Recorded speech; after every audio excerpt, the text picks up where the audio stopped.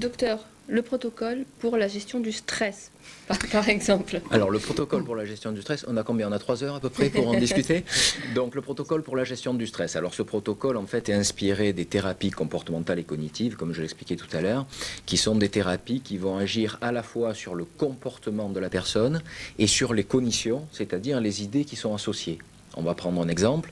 Je dois passer un examen demain, je suis stressé, je ne suis pas bien, mon angoisse va monter, et finalement, demain, quand je vais me présenter à l'examen, je vais avoir des difficultés, je vais perdre mes moyens. Donc on va essayer d'agir à la fois sur le comportement, qu'est-ce qui va faire que je perds mes moyens à ce moment-là, et sur les cognitions, quelles sont les idées négatives qui vont me faire perdre mes moyens. Donc en gros, c'est l'examen est trop difficile, je ne vais pas y arriver, etc. Donc on va essayer de travailler là-dessus, alors là dans le cadre de la psychothérapie, pour essayer de modifier ces pensées et essayer de mettre en place des pensées plus adaptées. Alors justement, comme le disait Pascal Coffigno, l'objectif c'était d'essayer de réunir un thérapeute du corps à un thérapeute de l'esprit. Parce que là on parlait du stress. Le stress, l'angoisse, on le sait très bien, c'est pas que dans la tête. On va retrouver ça au niveau des troubles digestifs, au niveau d'une certaine tachycardie, de troubles du sommeil, de troubles respiratoires, etc. Donc l'objectif c'était justement de réunir nos deux expériences pour essayer d'améliorer le patient. Et on va dire le grand concept qui est développé dans cet ouvrage, qui est un concept qui avait été déjà abordé un peu par le passé, c'est définir l'homme comme un être biopsychosocial. C'est-à-dire que là, on reprend toute l'histoire quasiment de la psychiatrie et de la psychologie. Au départ, les psychanalystes ont dit, en fait, tout est psychologique. Donc, c'est-à-dire, si vous avez un enfant schizophrène, l'enfant est schizophrène, c'est parce que vous êtes une mauvaise mère. Donc, les parents, non seulement ils apprenaient que leur gamin était schizophrène, mais en plus de ça, ils culpabilisaient parce qu'ils disaient il est schizophrène à cause de moi. Ça a duré quand même pendant plusieurs années. Ensuite, il y a les généticiens qui sont arrivés et qui ont dit non, non, tout ça c'est des bêtises, on va découvrir le gène de la schizophrénie, le gène de la dépression, le gène de l'anxiété. Je vous rassure, ils les cherchent encore les gènes aujourd'hui, ils les ont toujours pas trouvés, parce que vraisemblablement tout n'est pas que génétique. Donc, on en arrive à ce concept d'homme biopsychosocial, c'est-à-dire qu'on sait aujourd'hui qu'il y a une part génétique concernant les pathologies mentale, anxiété, dépression, etc. Mais c'est plus une vulnérabilité qui est héritée, c'est-à-dire un risque de développer une schizophrénie, un risque de développer une grosse anxiété, un risque de développer une dépression. Associé à ça, il y a la personnalité propre de l'individu. On sait qu'il y a certaines personnalités plus fragiles que d'autres, donc ça c'est l'aspect psycho. Et puis l'aspect social, c'est l'environnement, c'est-à-dire les stress que la vie va nous procurer.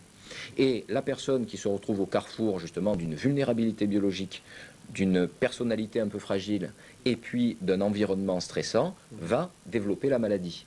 D'où l'intérêt d'agir sur tous ces points et d'essayer d'agir aussi au niveau physique, somatique, physiologique, pour essayer d'améliorer la personne, essayer de faire que, on parlait de l'exemple du stress et de l'anxiété, elle puisse arriver à mieux gérer le stress. Alors bon, on ne pourrait pas développer ici, je pense qu'il faudra voir la vignette, mais c'est vrai qu'il y a plusieurs techniques qui permettent justement d'appréhender les choses, de mieux affronter une situation, et puis éventuellement trouver aussi la possibilité de se relaxer par des méthodes spécifiques. Donc passionnant et encourageant.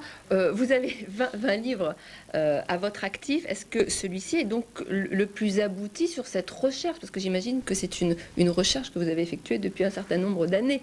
Alors effectivement, bon, la recherche, moi c'est vrai que en psychiatrie, on a la possibilité, en psychiatrie, psychothérapie, psychologie, on a la possibilité d'améliorer les patients, et heureusement, avec des traitements adaptés, mais on s'aperçoit que finalement, on arrive à certaines limites. C'est-à-dire, à un certain moment, on parlait tout à l'heure de l'anxiété.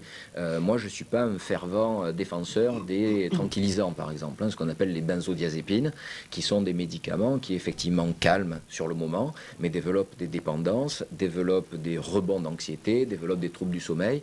Moi, je conseille en général d'éviter ce type de médicaments. Et à côté de ça, c'est vrai que même en psychothérapie, à certains moments, on est un peu coincé. On dit, mais il y a quelque chose qui ne va pas. Le patient, on l'a amélioré, il est plus dépressif, il va bien, il dort mieux, il est plus anxieux, mais à côté de ça, il a un mal de dos qui l'empêche de reprendre le travail. Donc je me suis dit, peut-être que ça vaudrait le coup d'essayer de me rapprocher de quelqu'un qui est plus spécialisé dans la prise en charge physique ce type de patient. Et à l'inverse, voilà, et à l'inverse, Pascal a eu la même démarche. C'est là qu'on s'est rencontrés. Dans ce cadre. Des mots du corps aux mots de l'âme, docteur, en 10 secondes, pourquoi avoir introduit cette notion d'âme dans le titre? Très, très basiquement, psychiatre, ça veut dire médecin de l'âme. Voilà, en 10 secondes, il a fait très fort. Merci messieurs, donc paru aux éditions et les bords. Bonsoir.